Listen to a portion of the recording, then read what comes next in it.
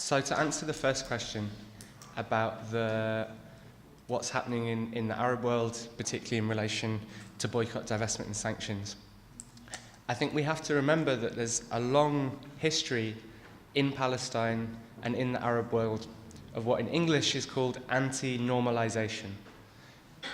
This idea that it's not possible, it's not right to have normal relations with a country that is not acting in a normal way, such as Israel. And many countries in the Arab world still have official boycott laws. So in Lebanon, for example, it's illegal to sell Israeli produce.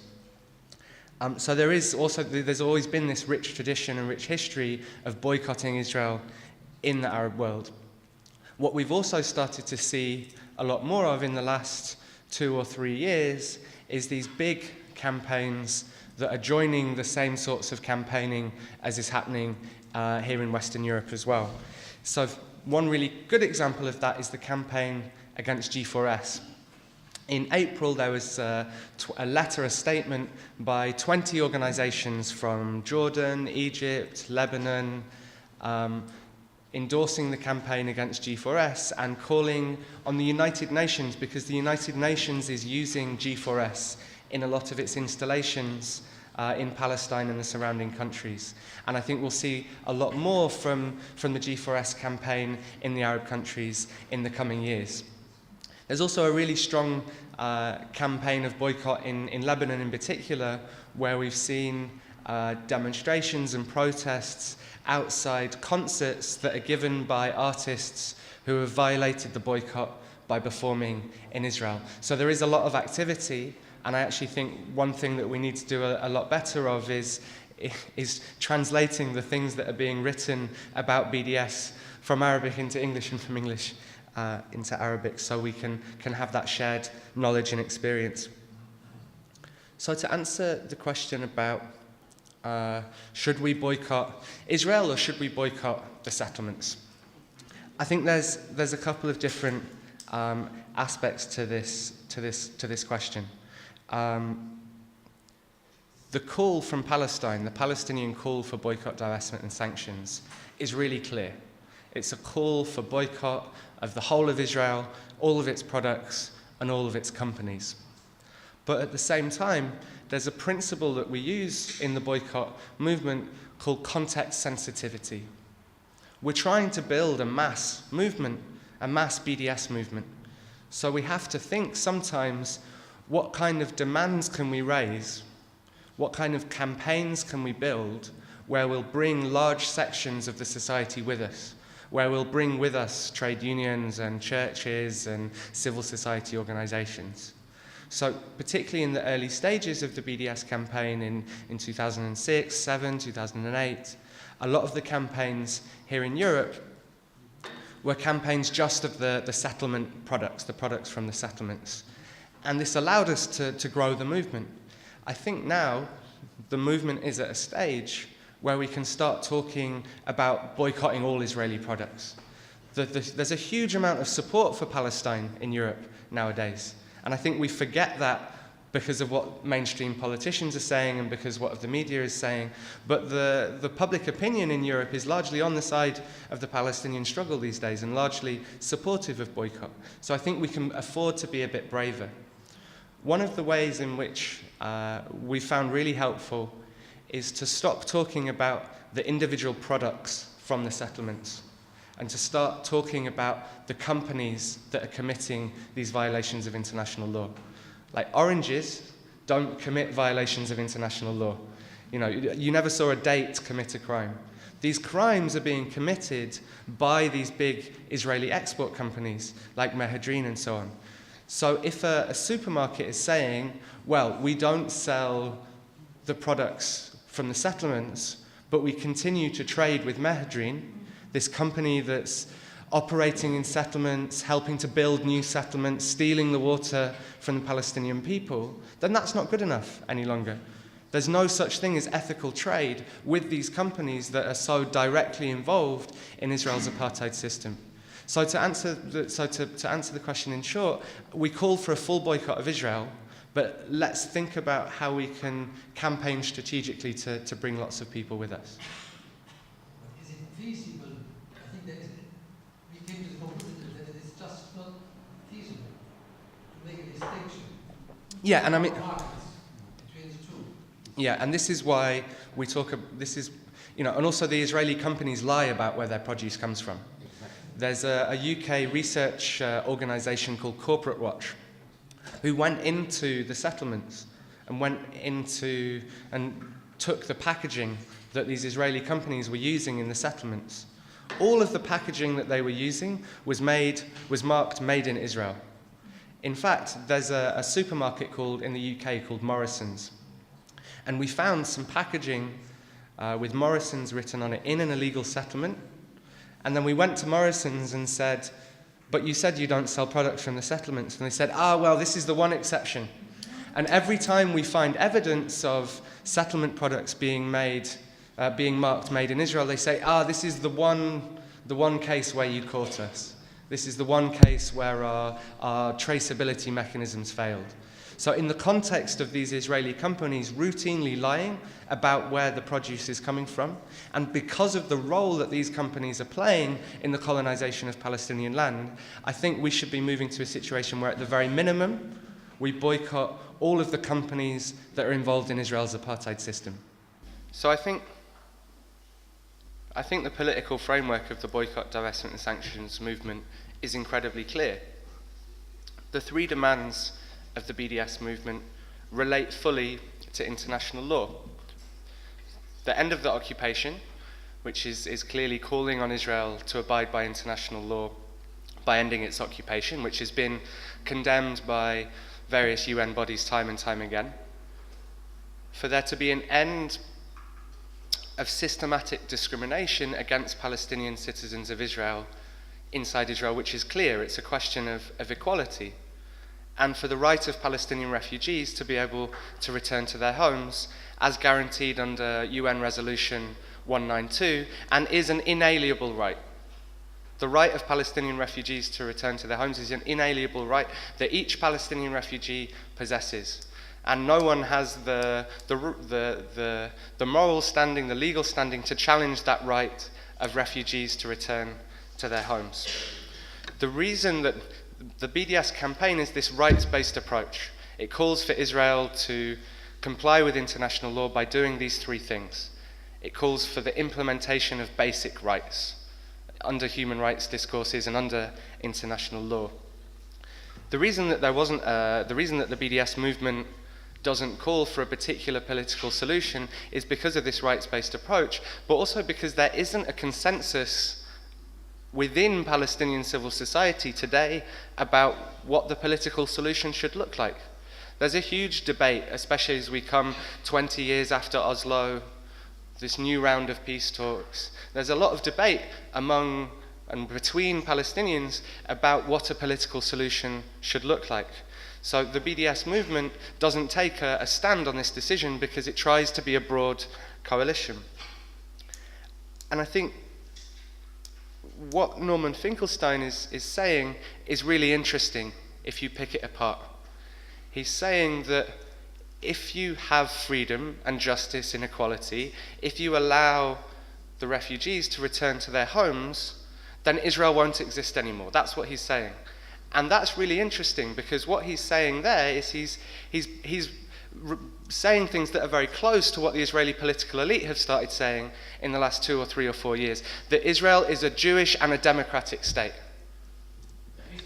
But if you're saying a state, I think, and there's a contradiction clearly there, because if you can't call for privilege for one group of people over another to be maintained, and at the same time saying that Israel is a democracy. I think BDS is incredibly clear on this. Palestinian refugees have a right to return to their homes. And I think this idea that it's not feasible or there's no space is a bit of a misnomer. I mean, Israel is constantly inviting European Jews to emigrate to Israel, and then also simultaneously making the argument that it's not possible for Palestinian refugees to be able to return to their homes. And I think this is what's interesting about Finkelstein's criticisms of BDS, is he doesn't criticize it as a strategy or a tactic. He sees the impact that it's having, but he criticizes it simply on this basis of the right of return. And I think that we, as people sitting here in Luxembourg, we need to remember that this is a right that all Palestinian refugees have. And it's not for me or for anyone here or for any of us to say that Palestinians can't have that right. More really, really interesting and important questions. So, the way in which we know a lot of the evidence of mislabeling is because people are going to the settlements in the West Bank where Israel is growing its produce, and we're looking, people much braver than me are going inside the settlements and looking in the rubbish bins near the settlements and seeing how they're labeling the products. And having done that, we found packaging in the settlements saying produce of South Africa. So unless South African companies are growing produce in South Africa and flying it to Israel to put it in a box and then fly it to Europe, it seems to be the case that they're marking produce made in South Africa. I've got here, I forgot to mention before, this is a report that was published by the Palestinian BDS National Committee and by Palestinian agricultural organizations, which talks about how the destruction of Palestinian agriculture is being funded and financed by the trade with Israeli agricultural companies like Mehedrin. And we have a couple of pages on how the products are being mislabeled.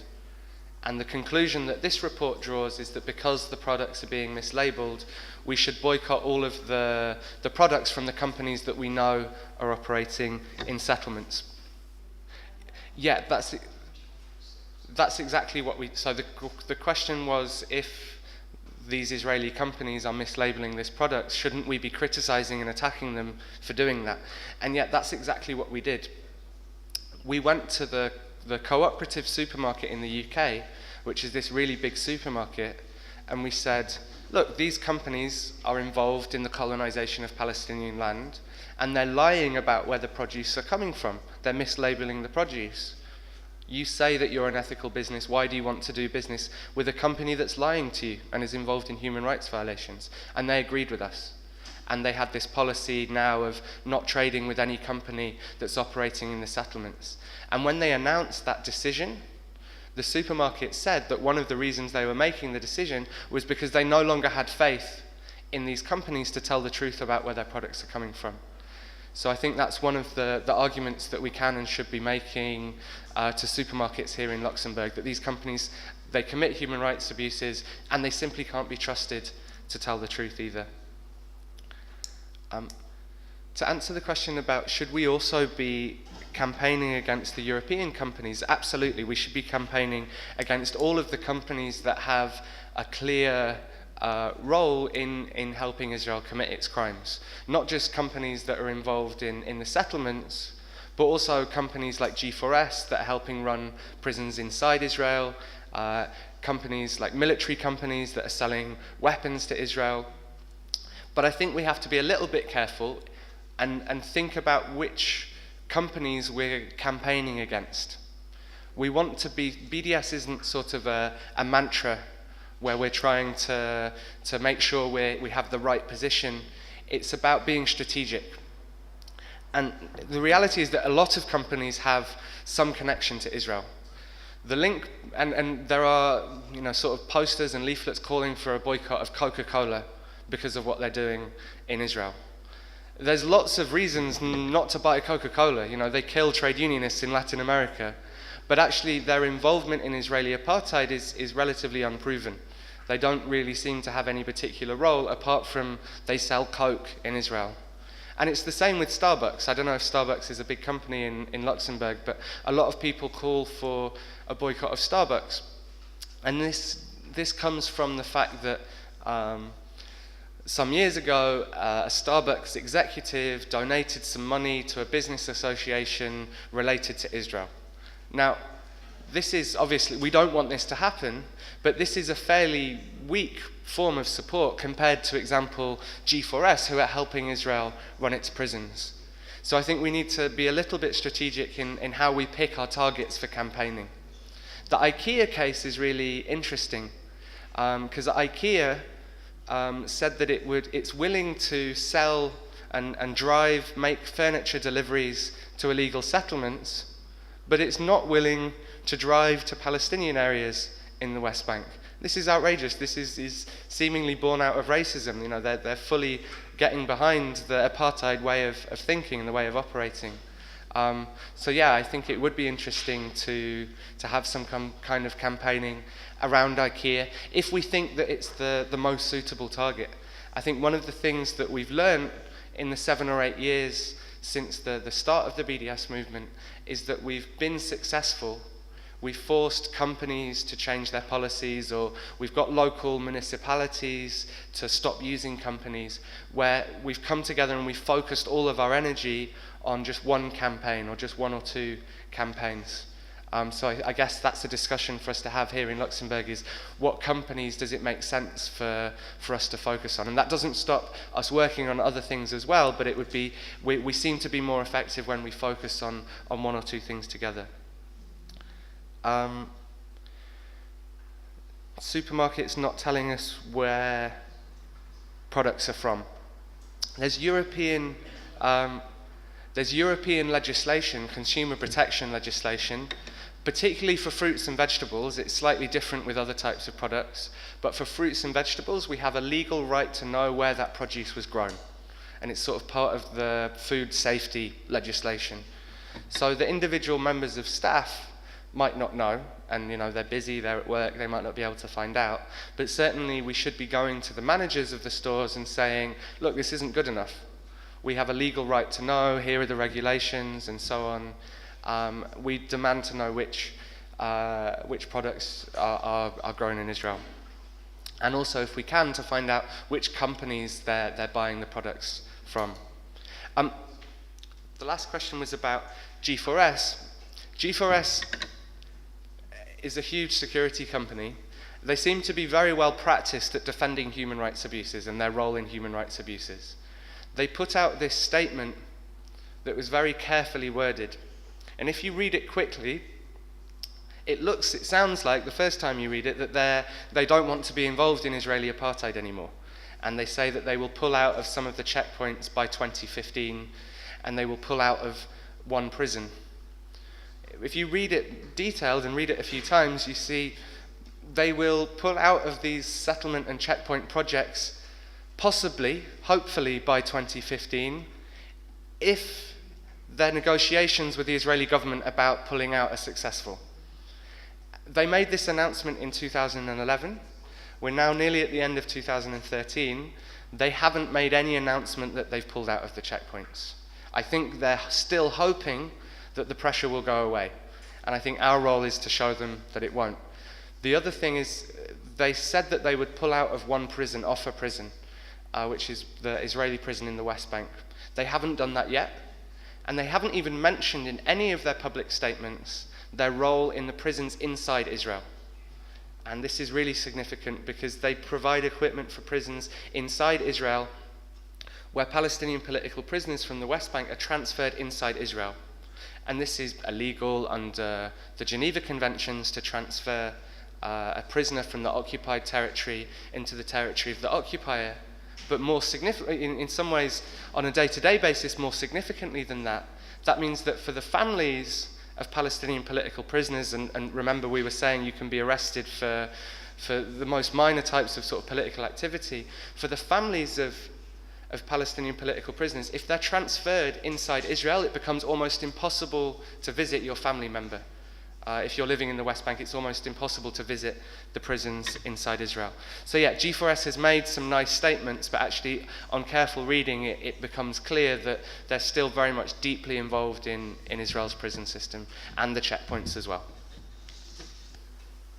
On the question of focus, we're in a position now where we have been able to do just this, where we are coordinating internationally to try and have shared focuses across Europe and across the world.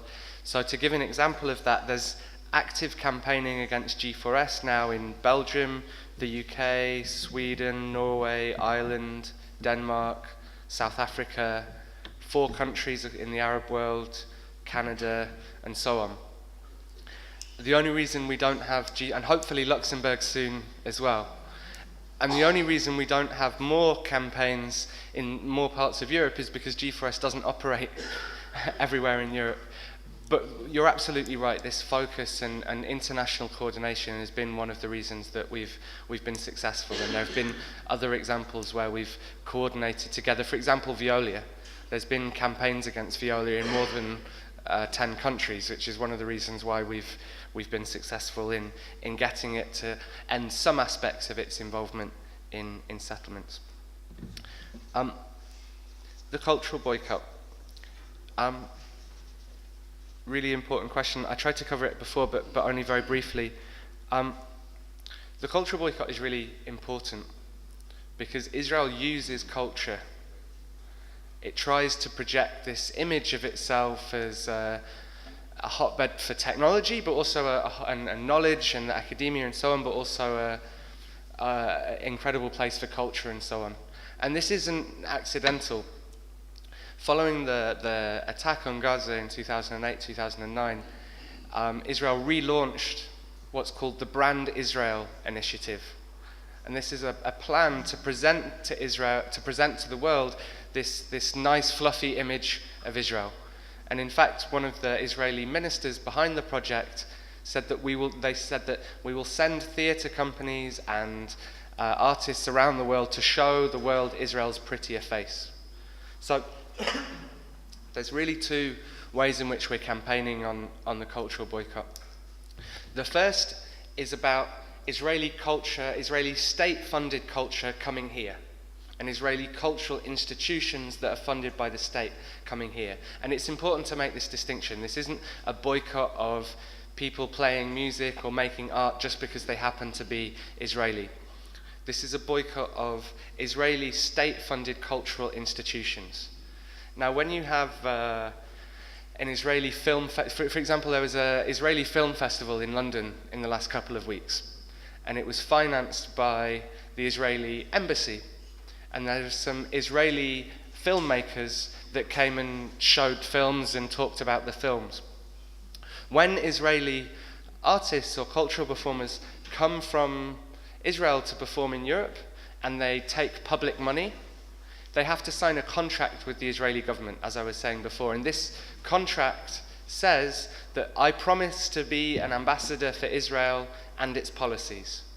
So any artist that's using government money to come and perform overseas is taking part in this Brand Israel project. And the way in which we campaign against that is we ask venues not to host these events. We ask European artists not to take part in events that are clearly part of the Brand Israel project because they're funded by the local Israeli embassy or something like this.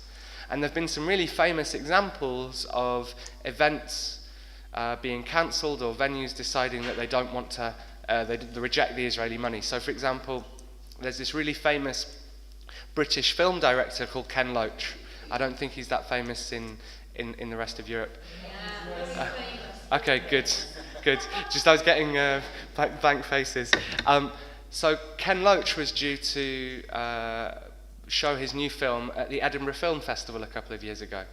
And then we noticed that Edinburgh Film Festival had decided to take a donation of about £5,000 from the Israeli embassy. And in exchange, all of the posters for the Edinburgh Film Festival said sponsored by Israel on it. Ken Loach, a big supporter of the Palestinian people, wasn't happy about this. He organised a letter signed by him and lots of other people who were due to attend the festival, saying that they refused to come and perform at a festival that's sponsored by Israel. And the Edinburgh Festival said, okay, we need these 15, 20 artists more than we need the £5,000 from Israel, so they got rid of the sponsorship and they gave back the money. And there are other examples from North America and elsewhere in Europe where we can especially work with artists as well, because artists are increasingly supportive of Palestine, to reject this kind of sponsorship. So that's Israeli cultural institutions coming here and how we can fight them. The bigger thing is European artists going and performing in Israel. Israeli promoters pay more than promoters in Europe. You can make a lot of money by going and performing in Israel. So we use Facebook and Twitter to persuade artists not to go and perform in Israel. And there's a really long list now. If you go to bdsmovement.net, you can see this list, really impressive list of artists who've refused to perform in Israel. People like Roger Waters from Pink Floyd and Vanessa Paradis and the Pixies. I don't know if people know the US rapper Snoop Dogg. Snoop Dogg refused to perform in Israel. Israel tried to organize a big rock festival this year. This big Israeli promoter tried to organize a rock festival in the summer. They had to cancel the whole festival because they couldn't get enough overseas artists to go and perform inside Israel. So what's happening more and more is that it's becoming a new norm, a new value within cultural communities that we just don't play in Israel.